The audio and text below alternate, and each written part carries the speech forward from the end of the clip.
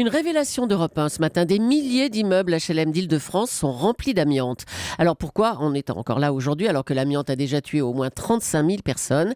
Qu'est-ce que l'État a caché dans le scandale de l'amiante? C'est la question qui fâche de 7h15 sur Europe 1. Pour y répondre, je reçois Marie-Odile Berthella-Geffroy. Bonjour. Bonjour. Vous êtes magistrate, vice-présidente du tribunal de Paris et c'est vous qui avez dirigé les grandes enquêtes sur l'amiante. Alors on ne comprend pas comment aujourd'hui, des décennies après les premiers scandales de l'amiante en France, on en est encore à découvrir des immeubles et des immeubles amiantés dans le pays. Comment c'est possible ?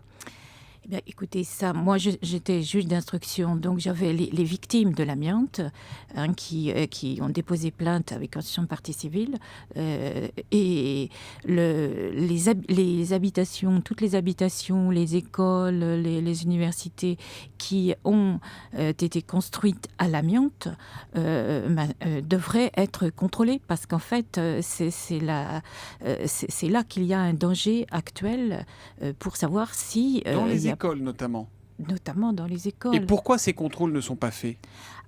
Normalement, il devrait être fait. La Belgique, par exemple, j'ai vu dans la presse d'aujourd'hui qui s'en occupe et qui a trouvé un certain nombre d'écoles qui sont possiblement contaminantes. Non, mais on se réjouit pour les écoliers belges, mais les Ben écoliers oui, mais français, justement, en France, pourquoi l'État aujourd'hui C'est quoi ? C'est une question de moyens ? C'est une question de volonté politique ? Il y a des choses à cacher ? il y a beaucoup une question de moyens. Regardez Jussieu, c'est pas terminé, Jussieu. 1,8 milliard pour désamianter Jussieu, la fac de Jussieu à Paris. Et ça va être, soi-disant, terminé en 2015. Mais vous avez vu le temps qu'on a mis depuis 97. 96, ils ont commencé. Donc, c'est mal géré. La Cour des comptes l'a d'ailleurs dit. En 2011, tout le désamiantage est mal géré. Et est-ce que le désamiantage est bien fait ? Ça, c'est une difficulté également parce que si les personnes restent à l'intérieur d'une habitation ou d'une école ou d'une usine, elles respirent l'amiante. Ça veut dire que pour ces habitants de HLM, dont nous parlait Martial You tout à l'heure, si on désamiante leurs appartements mais qu'on les laisse dedans pendant les travaux, on les met en danger ? Bien sûr, il ne faut surtout pas les laisser dedans, puisque c'est l'amiante qui s'effrite. Donc si on fait une réhabilitation, c'est que l'amiante s'effrite. Ça peut être dans les sols, dans les murs, dans les plafonds. À Jussieu, c'était les plafonds. Ce sont des scientifiques qui se sont aperçus que de la poussière descendait du plafond. Ils ont analysé cette poussière. C'est comme ça qu'ils se sont rendus compte que c'était de l'amiante et qu'ils respiraient de l'amiante. Marie-Odile Berthella-Geffroy, l'an dernier, vous avez été dessaisie de tous vos dossiers. Vous étiez alors coordinatrice du pôle santé publique du tribunal de Paris. C'est donc par ce biais-là que vous vous occupiez, entre guillemets, de l'amiante. C'est lié, selon vous, à cette question de l'amiante ? Vous faisiez trop de barouf, trop de bruit sur le sujet ? C'est une coïncidence, on va dire. Vous y croyez quand vous dites coïncidence ? Non, j'y crois pas. Mais en fait, je faisais dans l'amiante ce que j'ai fait dans le sans contaminer volet non ministériel. C'est-à-dire que je m'occupais de la responsabilité des directeurs d'usine, bien sûr, qui n'appliquaient pas les réglementations, et aussi de la chaîne administrative qui n'a pas fait les réglementations adéquates pour protéger à la fois les citoyens dans les habitations et les travailleurs dans les usines. Et là, j'arrive jusqu'à des hauts conseillers ou des hauts fonctionnaires. Donc l'État, aujourd'hui, cherche à protéger des responsables qui sont dans les administrations ? Je ne vais pas jusque-là, mais ça n'était pas, si vous voulez, le chemin que devait prendre le procureur de la République. J'étais en opposition avec lui le procureur qui dépend du ministère de la Justice, on est d'accord. Oui. La différence avec l'Italie. Le même dossier éternite, 4 ans d'enquête avec des moyens conséquents du procureur de Turin. La différence avec la France, d'ailleurs le procureur le dit, la différence avec la France, c'est l'indépendance de la justice. Ça veut dire qu'en France, on ne se donne pas les moyens d'éradiquer une fois pour toutes l'amiante et qu'on préfère laisser des populations exposées et en danger ? Ça veut dire que si les juges et les procureurs surtout les procureurs étaient indépendants, on s'occuperait de cette affaire de santé publique comme il devrait et comme il aurait dû être.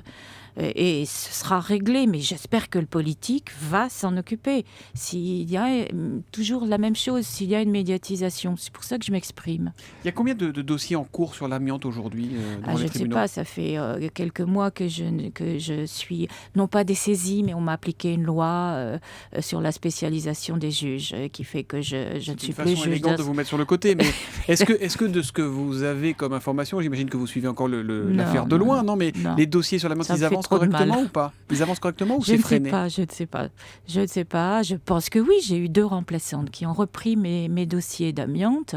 C'est moi qui les avais pour la majeure partie, et j'espère que ça va se terminer. Mais ce sont des dossiers longs, parce qu'il y a 2 dossiers dans les dossiers d'amiante. Ceux qui sont avec décès et pathologie, et ceux après 97, c'est-à-dire après l'interdiction de l'amiante. Oui, parce que l'amiante est interdite en France depuis 97, décision de Jacques Chirac à l'époque. Oui, on va dire ça, oui. Donc 97, là, il y avait des réglementations. Et maintenant, ce sont les établissements qui n'appliquent pas ces réglementations et qui désamiantent n'importe comment. Il y a aussi le problème des déchets de l'amiante. On en retrouve encore à ciel ouvert, et c'est la population environnante est exposée. C'est aussi mauvais que d'en avoir dans son plafond ou dans ses murs, de la respirer toute la journée. Absolument. Donc, l'amiante, dit l'INSERM, pourrait faire 100 000 morts d'ici 2025. Est-ce qu'on peut empêcher encore cette catastrophe sanitaire, ou est-ce que c'est trop tard en France ? Il n'est jamais trop tard. Il faudrait que le politique et le ministère de la Justice et le parquet s'occupent sérieusement des affaires anciennes avec décès, bien sûr, c'est la plupart de celles que j'instruisais, et surtout des affaires actuelles avec la recherche d'amiante et d'exposition à l'amiante dans tous les bâtiments publics et dans tous les bâtiments privés. Mais il y a un problème de moyens et de peut-être qu'on volonté ne veut politique. pas, peut-être la volonté politique.